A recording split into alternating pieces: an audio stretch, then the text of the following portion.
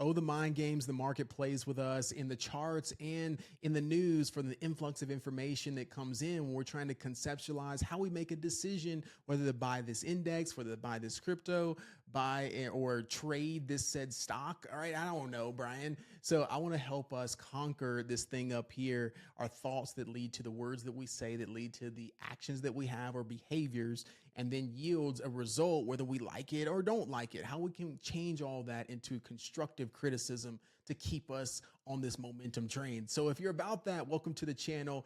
My name is Dr. B. I'm a holistic life and business coach and strategist for entrepreneurs and thought leaders, former pharmacist, undergrad in chemistry, matriculated my last 8 years in full-time entrepreneurship, primarily in the coaching and consulting space. So if you get that feeling of this teacher vibe, professor vibe, or you're learning here from a simplistic way and you're like, man, I really like this dude's videos, right? It feels like I'm talking to him. That is that coming out. All right. So I hopefully can provide value to you here, not only in this video, but ultimately check out our other ones, my podcast as well. And then we have a community, our Leverage University, that I'll share with you in just a second. So without further ado, if you've been here before, right, you know, you're just like, man, this dude hadn't posted in about 12 days or so. What's going on? We were having a little technical difficulty with our recording software. So I do apologize. Trying not to happen again. So we are on the train back again. Thank y'all so much for the support and the reminders for some of y'all like, man, where are the videos again? So I let everybody know in our community as well. Okay, if you're here new, welcome, welcome, welcome. If I can earn your like or your subscribe, that really would help. So a lot of you aren't subscribed yet, or you haven't hit that like button. So without further ado, go ahead and hit that really quick. I'll give you 2 seconds. All right, we're going. We're good. We're good. Let's jump into it today, and let's have a good time. All right.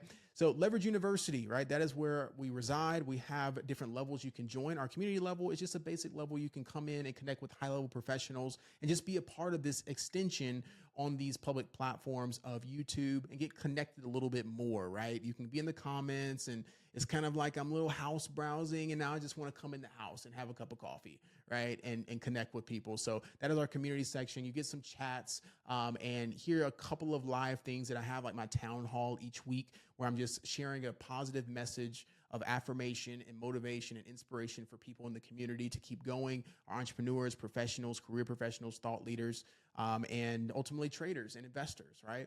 Our university is all of our live trainings and our recordings and my live trading, and you kind of come in and hear me a little bit more, right? And then our mentorship is my one-on-one, and that extends even further into my mastermind syndicate level that I'm working with people one-on-one, life, business, and trading for 6 months plus, right? And then we have our stock trading boot camp, right? Amazing success. Thank you all so much for the support on that. And for those that committed and learned something, I went in depth. And today you'll see some of one of the trainings that we had over trading psychology. So I decided to put it on YouTube here to give a little bit of taste. And also I thought it would just be valuable. I haven't talked about this on the channel as of yet. So without further ado, those are our levels. The links will be down below. Would love to have you inside. All right. If you have any questions as well, you're more than welcome to message me, follow my socials, Instagram, all those kind of things. All right, let's jump into it today. All right. Introducing to trading psychology. There are 3 different things personally for me that I am thinking about when I'm on the charts or when I'm trying to decide whether to invest into X, Y, and Z. Our emotions are connected to the decisions that we make. So your physical connectivity, right? Those of you that are active in the gym, going on walks, you're a runner, right? You're keeping your body mobile. You're getting some good sleep. You're having nutritious meals. You're drinking your water. I'm not perfect all the time because I'm like ripping and running, but I do see a difference when I have good sleep, when I wake up and do my charting and my trade analysis and my plans. Right? I do it before. I go to the gym afterwards, or I go to the gym the next day if I forgot, whatever it might be, just continuously trying to stay on that train of connecting your body and your mind together to make better decisions. Okay. So self-awareness is my first step, understanding how you're feeling, right? That emotional state that you're having. So if you're dealing with something personally in your life right now, I know there's no perfect situation. I'm a millennial, right? I'm in my mid 30s. I understand perfectly how we grew up, right? For my millennials and my Gen X, right? My Gen Zs, if you're following me, and even my baby boomers on here, y'all know, right? Millennials, Gen X, and some of my baby boomers, we know that nothing was perfect, right? There was no social, there was no resource, there was no YouTube, like there was nothing, right? So I say that to say that now that there's more influx of information, right? And things that are stimulating our decisions and our emotional state each day, we have to understand how that's affecting us, right? Because it is affecting decisions. So once you get on the charts, if you're greedy that day, or you need this to happen immediately because you need to pay a bill or whatever, right? And you're tying it into the money that you're making, you can have goals, right? And you can have desires to make X amount, but this is a skill, right? And you're playing in a professional's game. Remember, we're retail investors. Unless I have someone watching me that owns their own hedge fund, you're a retail investor. That means you're just trying to get a piece of the pie. So when you're trying to get a piece of the pie, right, and you're trying to come in here and have that gambler's mentality, you're going to get eaten up real quick. So I find that a lot with people that are coming into my community trying to learn this skill set and say, hey, Brian, can I flip this account or can I learn this, right? And how much can I realistically make? You can make a lot, right? But I understand, and some of you that are watching understand the work that it takes to get to where you got to. So if I think about my professional career as matriculating up through my undergrad in chemistry, I was like, yo, to get that degree in undergrad, I was like, shoot, I was in sleepless nights. I was drinking energy drinks. I was forfeiting parties, or, I was partying too. But, going into pharmacy school, I was like, man, like, I better get this tomorrow because the test is tomorrow. And if I don't do this, I'm not going to pass. Right? Or if I don't commit this time and this money, if I don't borrow this money and invest in this school to give me the degree that I need to get to where I want to go to, then I'm not going to get there. So you have to have that same mentality when you're coming into a new skill. There are people that do this full time, right? I have my coaching business and I do trading. So for those of you that are completely new, think about this. You're playing on the same playing field that I'm doing. So if I'm spending the time, the effort, and I'm not saying you have to take it as serious, like, man, this dude is serious. Like, I'm not trying to make it that. I'm trying to make a little side income. I get that, but you have to treat it as such. So take it seriously if you really do want to have the results that you maybe see of some people, right? So for those of you that want to see some of my stuff, you can go see, I have a live trading on my Instagram where I'm showing me live trading. I'll do some of those here on YouTube. You can go check out some of my highlights on my Instagram as well, where I'm showing the results and I'm showing where I'm live trading and I'm in a trade, things of that nature. So you can go see. And if you're inside of my community, I live trade, so you can see me, actually my thought processes, my game plan, my trades, all those kind of things, and how it actually plays out. I also have it documented inside of my community. Right? So what I said was going to happen, did it happen? Right? Did it play out in that game plan? Did I read the market correctly? Right? So self-awareness, recognizing your emotional state and biases. Discipline, stick to your trading plan and rules. So just like you have rules in society and you have rules of showing up at the job at this time and then you leave at this time, and you have specific roles and responsibilities to do to yield that income that you're making, same thing. You have to have the discipline to say, I need to do X, Y, and Z to have a track record of being going back to actually back test, right? So for those of you that are just getting started, I attract a lot of beginners, intermediates, which is perfectly fine for me, right? And I understand that people are trying to learn this. So get yourself a trade plan. What does that mean, Brian? That means that, okay, if I'm going to trade the S&P 500, I need to know the levels of the S&P 500. I need to know how it moves. So maybe I need to paper trade with fake money first, or a lighter trading account, get a feel for it, understand the rules of the playing field, and then I follow specific rules to repeat that strategy over and over and over again. And that's how you have people in the market say they have an 80% or 90% strategy, that when they see that thing play out in the market, they know to take that trade or invest into that stock for actual equity and hold it for X amount of time. Okay. Resilience. This is one of my biggest, and then we'll keep going here. You will get hit in the mouth. Okay.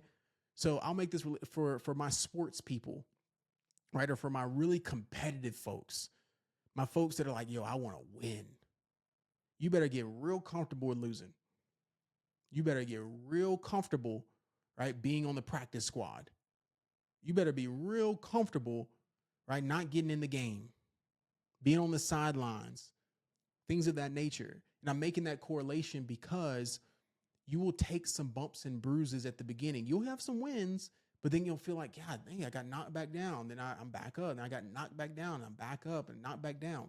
That is normal. Okay, that is normal. So if any person on these public platforms are saying, hey, I'm always having winning trades, or I'm always doing X, Y, and Z, like, cut that, right? Cut it. You will potentially, every person has blown an account, right? Every person has had some type of down month or down week, right? Or they've lost a couple of dollars or more than a couple of dollars. And I see that and think about it from the psychology standpoint, is that you have the ability to control what you want. And if you say you want to be successful in X, Y, and Z, in this skill set of particularly investing in the financial markets, whether it's trading short-term, long-term, buying shares, actually seeing profits, and you can go buy some things, then you've got to be very comfortable bouncing back from lessons. Okay. I'll replace those L's, lessons, and learning from those mistakes and saying, was it a bad trade, or I just had a bad entry? Okay, I can improve on the entry. Was it a bad trade, or did it just not go in my favor? I can't control that news and data came out. I was supposed to size lighter. Well, was it a bad stock? Man, I'm never trading that again. No, not necessarily. You just didn't know how to trade it. So these are the things that you have to have that mindset of coming back each and every time. And people sometimes just don't understand that just yet. And what I will say as a positive reinforcement for you is that for me, I start looking at it as, man, if I'm treating this like that, how do I treat the rest of my life? You're only good at what you do, or you're only going back to what you know, is because you've been doing it for a while. So for my professionals that have been in their job for 3, 4, 5 years plus, you're only going back to the job or staying there because it's kind of easy. Like, you're just going through the mundane because it's like, oh, I've been doing this. I do this, and I get paid X amount. It's normal to you now. It's the same thing with this skill. Okay. Let's keep rolling. Common problems in trading psychology: revenge trading, over trading, risk management. Okay. So I'll go over each of these. Revenge trading simply means that you are coming back to the markets after you have taken a loss, or sometimes the previous couple of days you take a winning day and then you come back in the afternoon and it's like, man, I can get a little bit more out of this. I can squeeze a little bit more out of this, right? And you come back to the markets and you revenge, you try to get it back. And typically that comes with not a trade plan. It comes with emotional distress. It comes with greed, right? And sometimes a little fear, and you end up losing anyways, and you start doubling down. This skill set, and any skill set that you're building on that's new to you or that you're trying to excel in, it needs confidence. Confidence yields, or is, the root word is confide, meaning trust. So you're essentially trying to trust yourself more that I can do this. And when you start getting those hits and those hits and those hits, that trust starts to fade, right? So start taking those wins as they come. Overtrading, excessive trading leading to higher transaction costs, emotional exhaustion. So again, protecting that energy to come back the next day. This is supposed to be fun, right? It doesn't mean it's easy, but it's supposed to be fun. So you can have something that's difficult, hard, but you want to keep doing it, is because it's worth it. I say work on work that's worth it. This is worth it. If you spend the time, energy, the results are endless. Right? The results are just endless. You can make however much you want to in these markets, and you can do it in a short amount of time or a long amount of time. It does not matter. So you can take your own journey, your own path.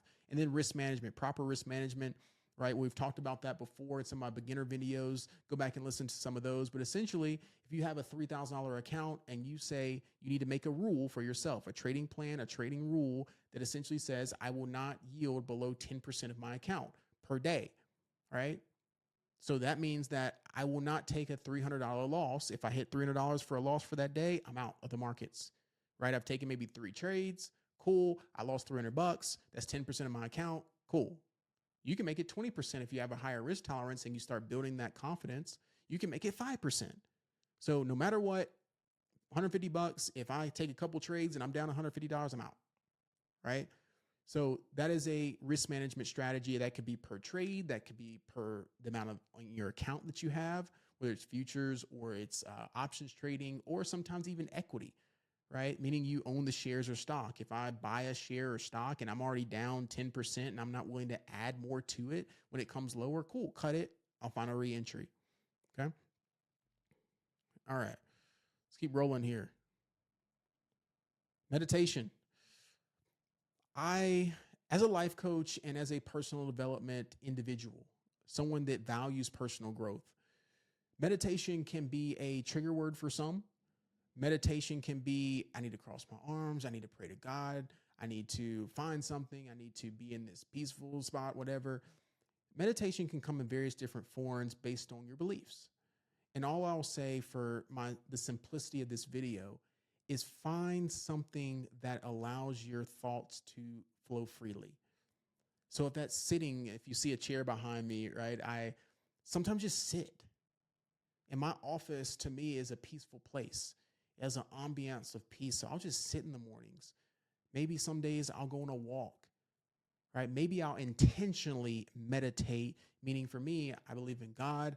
I have a faith-based life. So that means I am praying, or I am allowing myself to be open and understand that I have faults, I'm a sinner, and that I can improve, right? So consistently find what meditation means for you to find peace and solitude so you can come into the markets or a skill set that's new to you with a clear mind, okay?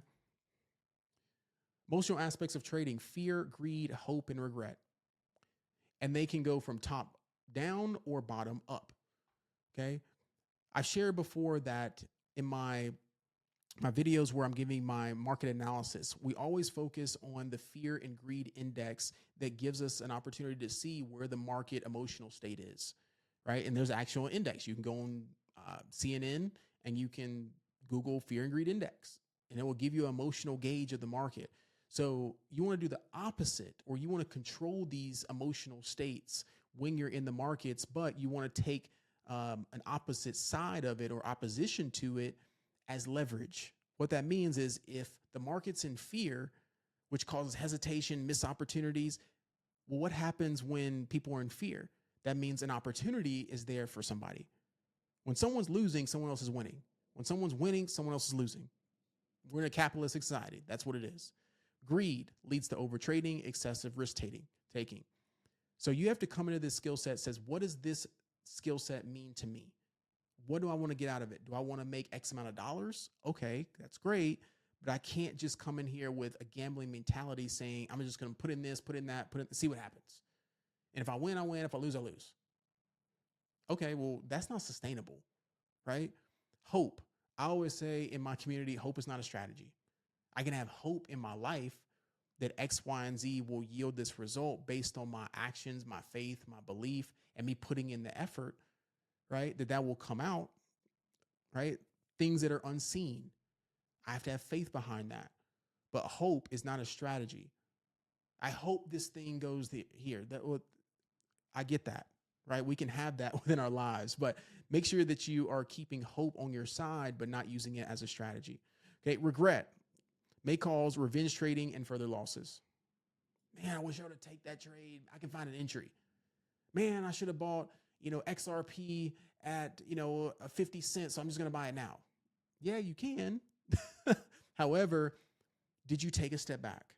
Did you find your entry? Did you take a step back and see, okay, they've already ridden the wave up, right? Bitcoin's at 100K. I can maybe dollar cost average, but not put as much as maybe I was going to put at 25K or 20K, right? Because I've missed that opportunity. So now I'm getting greedy, right? Because I had that fear of missing out, FOMO. Okay. Cognitive biases in trading. We have various biases in our minds that come in based on our opinions, right? Which is why I made the disclosure at the beginning of this video that you can disagree or agree with me. This is a public platform. This is a free world for some people, right? And we have the ability to have the quote unquote freedom of speech. So people have cognitive biases based on their experiences. So I can come on here and say, this strategy works for me, but it may not work for you, right? Or I could say, hey, XRP, Bitcoin, or crypto is the best investment tool ever. Okay, great. You have that opinion because it works for you, and it can be backed by a certain bias based off of research. However, the individual has to find their own biases based on their own research and based on their own objectives and goals and outcomes that they want. So that's why human beings are beings. We're malleable, we're adaptable, we're supposed to be, moving, and we're supposed to be having these collaborations, and we're supposed to be thinking differently. We're not supposed to be these rigid people. So make sure you understand that we can have a confirmation bias, seeking information that confirms pre-existing beliefs about a trade. Okay. So confirming your thesis, confirming your hypothesis based off of a certain moving average, based off of, okay, this happened last time, so I'm going to confirm this, that once this happens, then this should happen again. Anchoring, relying too heavily on one piece of information and making decisions. So if you're only a technical trader, yes, that's going to work for you, and that may work for you up to a certain extent.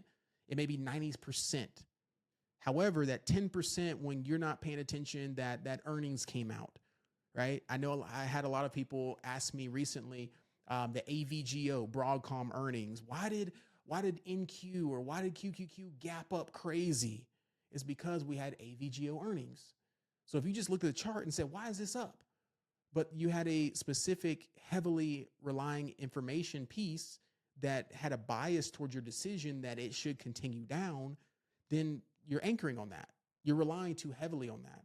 Recency bias, giving more important to recent events in making decisions. And overconfidence. This is a big one for me personally, because you can start having a winning streak. You can start saying, man, I'm the best. I just had a $4,000 trade, $1,000 trade. I know what I'm doing, right? This worked last time.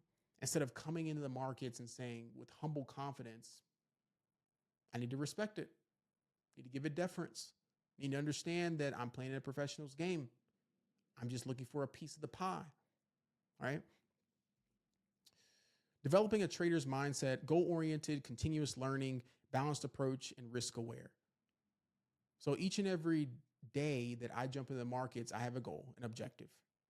Okay, I'm only going to trade with this type of size today. I'm going to come into the market with a little bit more caution. Okay, I'm going to find an A+ setup today, my ideal setup, and I'm going to put some size on it. I am not trading this right now because of said size account. I took a couple of losses. I'm going to just build my confidence back with this particular trade and then start sizing up again. Continuous learning. Spend time in this skill set, in any skill set, whether it's a business, it's your own current professional career, with continuous learning. Like, the amount of times that I hear like, dang, Brian, I got washed today. Or, man, I didn't see that coming. Well, did you spend time on the charts this weekend? Did you do research? Did you chart out this stuff? Did you go back and back test what happened? Did you research the company, what they got coming up? Right? Like, you can't just jump on the markets and say, cool, the markets are open, I'm going to make some money. Balanced approach, wins and losses. All we're trying to do is we're trying to mitigate our losses and maximize our wins. So you got to be very comfortable being a great loser. Just mitigate those losses. And then risk aware, capital preservation, staying in the game long enough to continue it. Okay. Strategies for managing emotions. We've already gone over mindfulness meditation. Journaling is very big. So make sure you're understanding what you did wrong, because you can have a mindset of, like I said before, that you took a bad trade, or this skill set doesn't work. How are these people making money? It's a scam. This doesn't work. Like, I don't see it. And yet you're not identifying that you're just in here gambling, or that, man, I really wasn't in a good emotional state today. I should have taken a break. Physical exercise, like I talked before, you've got to have an ability to get out and move your body in some form or fashion. I'm about to go to a workout right after this, right? And it's, as you can see, it's a little dark tonight. So I'm going, at the time of this recording, to work out after this, get my run in, get my physical activity so I can get ready for the week and finish out this year strong. Breathing techniques, okay? Something that I get when I'm in my live trading a lot is, Brian, and when you see this, if you watch other investors, traders, entrepreneurs in general, right? Or maybe it's not an entrepreneur, maybe it's just someone that you like hearing talk. Like, man, they have this soothing, calming nature about themselves, this confidence that maybe I wish I could develop, right? Remember, hope is not a strategy. You don't have to wish for it. You can manifest it into reality. So breathing techniques, our body is connected from our gut, right? Upwards into our minds and out our mouths, and the movement of our bodies and the actions and the decisions that we take. Okay. So we can change these things, and our breath allows our mind to slow down to make executive decisions and see what we're seeing. So what I'll do is sometimes I will, if I'm on my computer screen right here looking at the charts, or if I'm talking to my community, or if I'm delivering something, I'll kind of sit back a little bit, slow my speech a little bit. Do I get out of this trade? Do I sell just yet? Let me make an executive decision, not an emotional one. Sometimes you trust your gut. This doesn't feel right. I'm not seeing it. I got into the trade a little bit early. I don't like it. Let me not get emotional because it's not following the strategy that I have. I'm having it tied to the money on the charts. Okay. And finally, I'm going to end here. The importance of risk management. When you have these emotional states that are rolling through our minds, that are clouding our judgment or also fueling our judgment, we also have to have this rigid way of doing things in this skill set, which is position sizing. So if I'm too heavy in a position, meaning in options trading, if I've got 10 contracts and I've got $1,000 into the position and my account is $1,000, and I'm like, oh my gosh, if this goes down even like 10%, I'm down $100, and you start stressing, you're too heavy in that size down. I know that you're looking like, man, if this trade goes crazy, I can make $3,000. I get that, right? But until you're comfortable with the skill set and your objective, understand that we have these small account challenges, or your objective is to flip it, right? That is not a normal, sustainable way of doing this. So you've got to have an objective to say, this was that objective. Okay, I'm comfortable, great. But the proper way of doing it is to have a proper position size, right? Stop loss orders. I'm only going to risk, if I'm in a $300 position size, I'm only going to risk 20% of this position. So 10% is $30, right? For a $300 position size, 20% is $60. So once I'm down 60, I'm out. That's my stop loss. Risk to reward ratio. Okay. A lot of times you'll hear traders or investors talk about this R to R ratio, risk to reward. So if I've got a $300 position size in a trade, I've got $300 in. Okay. I'm comfortable with the position size, right? And I'm willing to risk 20%, which is $60. And if I'm wanting to have a 3R trade, meaning I want 3X of what I'm risking, then I'm looking to make, what is that? 60 times 3, $180, right? If I'm doing the math right, correct me if I'm wrong down below, right? I'm doing some mental math here. So roughly just say round it out $200. So I'm looking to make $200 on that trade ideally. It doesn't always work out perfectly, but that's my objective, risk to reward ratio. I'm going to take that risk. I want it to be worth it.